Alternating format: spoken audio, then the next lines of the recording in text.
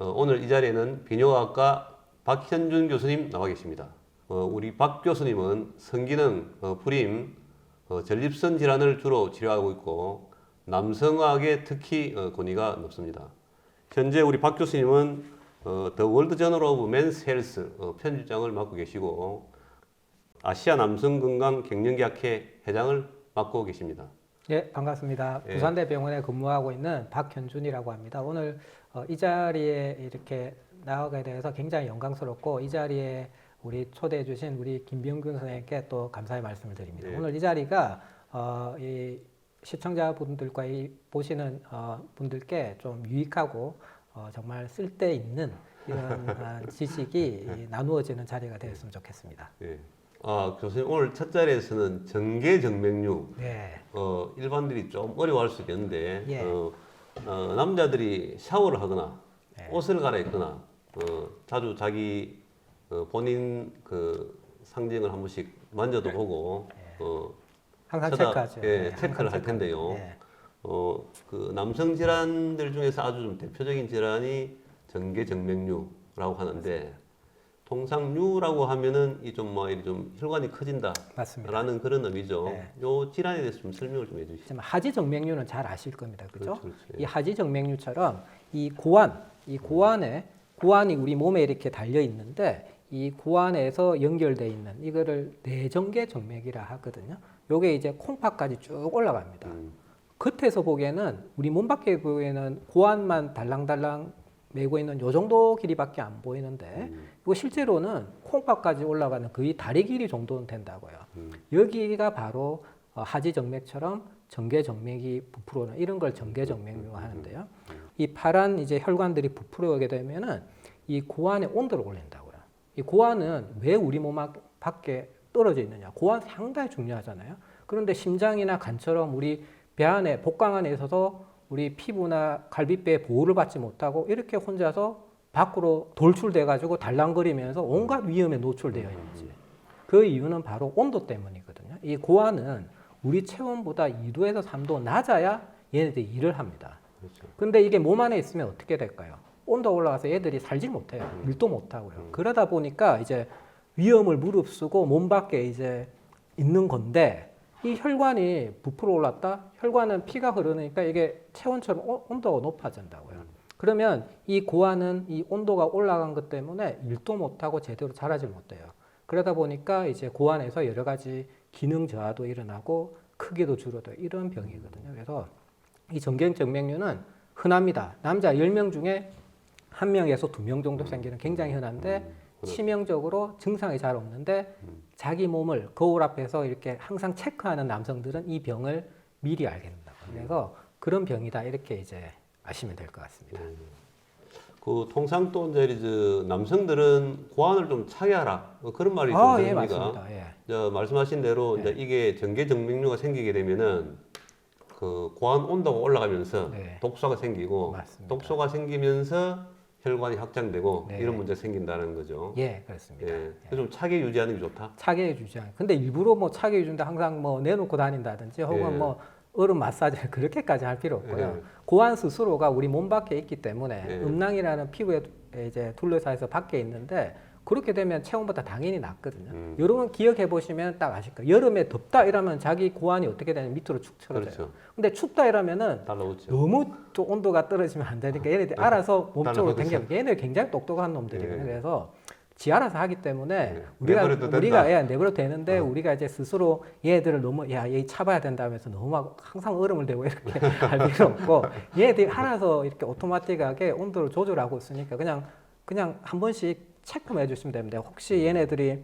혈관이 부풀어 올라온 이런 것만 보시면 되지 억지로 뭐 인위적으로 이 고환의 온도에 개입하려 할 필요는 없다. 저는 예, 이렇게 예. 봅니다. 그래 다리는 하지정맥류고 고환이 생기는 게 정계정맥류다. 예. 그러면 이 정계정맥류가 어릴 때 좀 많이 생기는 건지 자라면서 또 그냥 뭐 후천적으로 좀 생기는 건지 좀 여러 경로가 있을 텐데. 네, 아주 좋은 질문이신데요.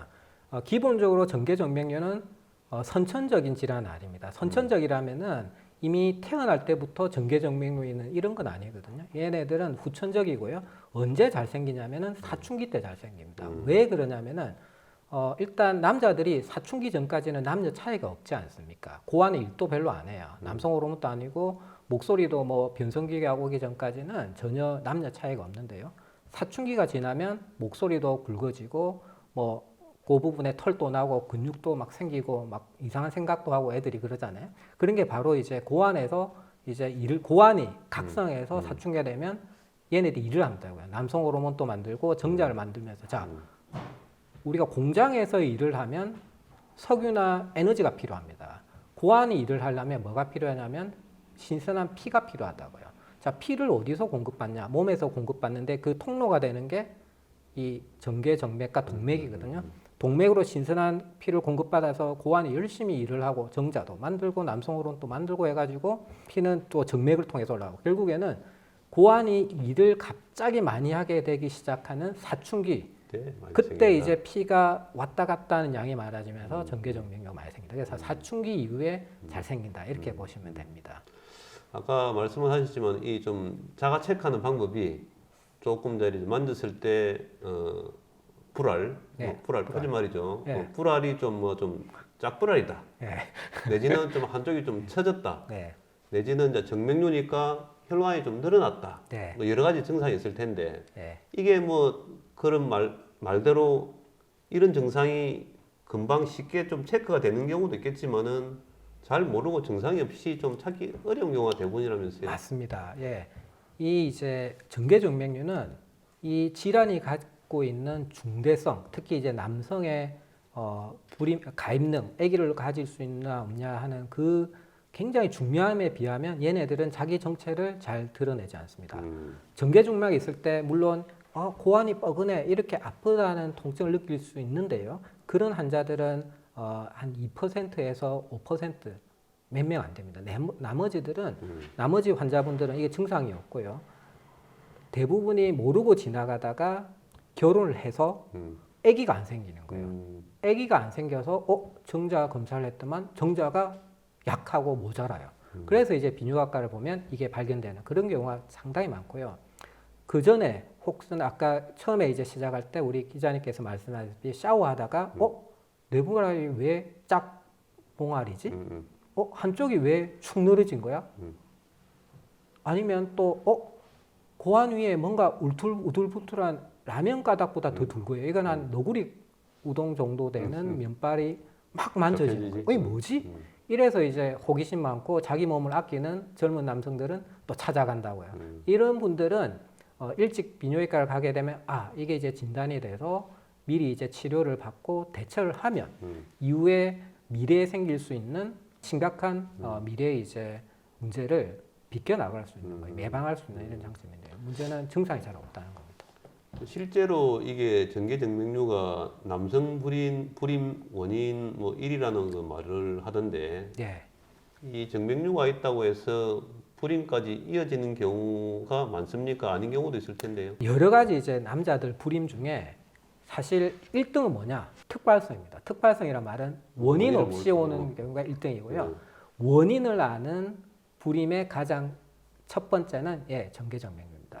그럼 실질적인 1위는 맞네요. 예, 맞습니다. 그리고 모든 정계정맥류 환자를 다 놓고 봤을 때 그 중에 몇 명이 불임, 여기서 이제 불임이라면은 1년 동안에 이제 피임을 안 하고 부부관계를 열심히 했을 때 A가 안 생기는 것을 불임, 최근에는 난임이라는 표현을 더 많이 쓰는데요. 모든 정계정맥류 환자가 난임이나 불임을 겪는 건 아닌데 40에서 한 70% 환자에서는 난임이나 불임을 경험하게 됩니다. 상당하다죠. 예. 그럼 이제 치료법에 대해서 좀 이야기를 해봅시다. 교수님, 이 어떤 경우에 좀 수술을 해야 되는지, 그 모든 환자들 다 좀 수술을 받아야 되는지 좀 설명을 좀 해주세요. 예. 정계정맥류는 사실은 모든 환자가 수술을 해야 될 필요는 없습니다. 교과서적으로요.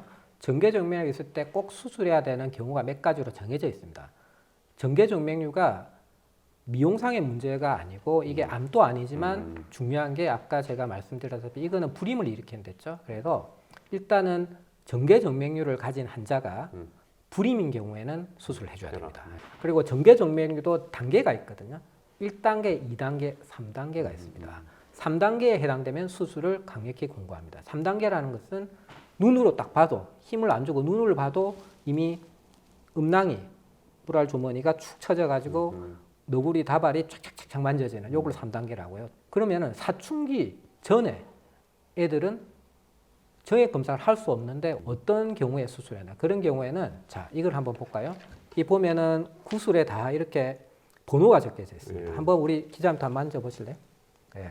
예, 요게 이제 뭐냐면은 20, 이 번호 25 25 이게 사이즈가 뭐냐면은 있다죠. 예, 요 사이즈 요게 사이즈 맞습니다. 요게 네. 바로 고환 사이즈를 말하거든요. 그래서 환자가 오면은 요걸 가지고 고환하고 딱 돼가지고 이렇게 봅니다. 이게 5라면 25cc네. 25cc라는 겁니다. 그럼 우리 통상 우리 교수님 정상은- 전립선 비대할 때 그 전립선 커졌을 어, 때 예, 30cc 예, 예. 말하는 내나 그 사이즈랑 같은 거다죠. 맞습니다. 예. 예. 그래서 사춘기 이전에 정액 검사를 할 수 없는 미성년자들은 어떻게 하느냐? 고환 사이즈로 합니다. 그래서 고환 전개 종맥류가 있는 고환하고 건강한 고환의 크기 차이가 10% 이상 벌어진다. 예를 들면 고환이 전개 종맥 있는 오른쪽 고환은 15cc인데 왼쪽 고환을 대니까 15cc, 20cc에 15cc 차이가 난다. 이러면 요거는 이런 경우에는 요거는 불임으로 봅니다. 왜 그러냐면요. 우리가 고환을 한번 싹둑 잘라 보면은 안에 촘촘한 간으로 돼 있는데 그 간이 뭐냐? 정자를 만드는 미세 소관이라는 거거든요. 그래서 고환의 크기는 정자를 얼마나 잘 맞느냐 하고 굉장히 양의 상관관계가 있습니다. 고환이 큰 사람은 정자를 많이 만든다는 사람으로 바로 봐도 되거든요. 그래서 고환 차이가 나는지를 보고 고환이 작아져 있으면 전개종맥이 작아져 있으면 이 정액 검사 안 해도 이러면 이미 정자 만드는데 문제가 생겼구나라고 이제 하는 거죠. 양쪽 그 불알을 비교해서 예, 체크한다. 맞습니다. 예. 그때 필요한 게 요 바로 요 오키도메터라는 건데 요게 이제 비뇨학과에서 굉장히 중요한 뭐 CT나 MRI만큼 굉장히 중요한 진단 가치죠. 예. 불알 크기하고 남성 성기능하고는 좀 상관관계는 없는 거죠. 굉장히 중요한 질문이신데요. 이 남자들이 이제 고환이라면은 고환에 하는 일이 크게 두 가지거든요. 하나는 세 가지라죠. 하나는 이제 정자를 만들고 하나는 남성 호르몬이고 하나는 이제 남녀 구분을 하는 이런 그런 세 번째 농담입니다. 근데 이제 이게 고환 크기는요. 큰 사람이 정자는 잘 만드는데 작은 사람 고환이 작은 사람 정자를 잘 못 만들 이렇게 보면 되는데 남성 호르몬 성기능에 중요한 남성 호르몬은 고환이 작아도 남성 호르몬 만드는 데는 크게 지장이 없는 경우가 있습니다. 예를 들면 우리 작은 고추가 맵다 이런 말 들어보셨죠? 예. 그래서 작은 봉알도 정자는 잘 못 만들지 몰라도 맵긴 맵다. 성기능에는 크게 문제 없는 경우가 많다. 그래서 전개 정맥류가 불임은 일으키지만은 남성 그 발기부전을 일으키지 않는다 이렇게 보시면 됩니다. 예. 그 수술법에 대해서 네. 그 개복 수술을 하거나 요즘 많이 복강경 수술, 네. 뭐 영상의학에서는 요즘 뭐 인터벤션도 하기도 하는데 어떻게 좀 수술하는지 좀 요거 예. 간단하게. 약물 치료는 전개정맥류는 해당이 되지 않습니다. 이거는 반드시 어떤 시술 또는 수술로 이렇게 해줘야 그렇죠. 되는 건데요. 지금 여러 가지 수술법이 나와 있습니다. 첫째는 이제 개복이라 했는데 사실은 개복이라는 말은 막 배를 확 여는 걸로 생각하는데 그 정도는 아니고요. 한 2, 3cm 정도 아주 조그만한 이제 구멍을 내서 하는 그 수술을 말하고요. 그 다음에 이제 이게 혈관이다 보니까 요만큼 이제 절개를 해서 수술 현미경이 있습니다. 아주 시야가 이제 확대돼 보이는 수술 현미경을 통해서 동맥과 정맥을 구분해서 정확하게 정맥만을 이제 잘라주는 그런 시술을 해야 되고요. 그게 미세 현미경을 이용한 서해부 혹은 서해하부 수술법. 이 수술법이 현재로서는 교과서적으로 가장 합병적이 낮으면서 재발률도 낮고 효과가 좋다고 되어 있고요. 그 다음에 이제 복강경이나 이런 수술이 있는데 복강경은 접근 자체가 후복막 접근이기 때문에 현미경을 이용한 것보다는 재발률이 높고 그 다음에 이제 복강경 시술할 때 구멍을 또 여러 군데 뚫어야 되기 때문에 그 구멍 흉터를 다 더하면 이제 개복이라고 칭할 수 있는 절개법보다 오히려 더 흉터가 많이 남을 수 있기 때문에 잘 하진 않고 있고요. 그 다음에 이제 수술할 수 없는 컨디션, 아주 전신 컨디션이 안 좋다든지 혹은 여러 차례 수술을 했는데도 불구하고 해결이 안 될 때는 대안으로서 이제 색전술이라는 인터벤션, 색전술을 이용해서 이제 하게 됩니다. 그래서 교과서적으로는 이런 단계적인 수술 이런 방법이 있습니다. 그 교수님 정계정맥류와 달리 좀 고환 종양 이런 질환도 있지 않습니까? 예, 예. 고환이 좀 딱딱해지고 좀 멍울이 만져지고 예. 진짜 뭐 거의 암이라는 거죠. 그렇죠. 예. 이 질환에 대한 좀 설명도 간단히. 암이 고환에도 생깁니다. 고환에도 생기고 비교적 젊은 나이에 생기기도 하거든요. 근데 이제 우리가 고환암은 굉장히 암 중에서 가장 디텍션, 즉 진단이 빨리 됩니다. 왜 그럴까요? 몸 밖에 낙과 있기 때문에 환자나 의사가 바로 만질 수가 있거든요. 정계정맥은 혈관이 도돌도돌하게 부풀어있지만 고환 종양은 만져보면 고환에 딱딱한 게 팍, 이거는 아무리 몰라도 알 수가 있고요. 그래서 샤워하거나 한 번씩 남자들은 뭐 여성들은 유방암을 자기 진단하듯이 남자들은 뭐 이렇게 샤워하실 때 한 번씩은 자기 그 부분을 만져가지고 예. 뭐 생기는 거 보는 게 좋습니다.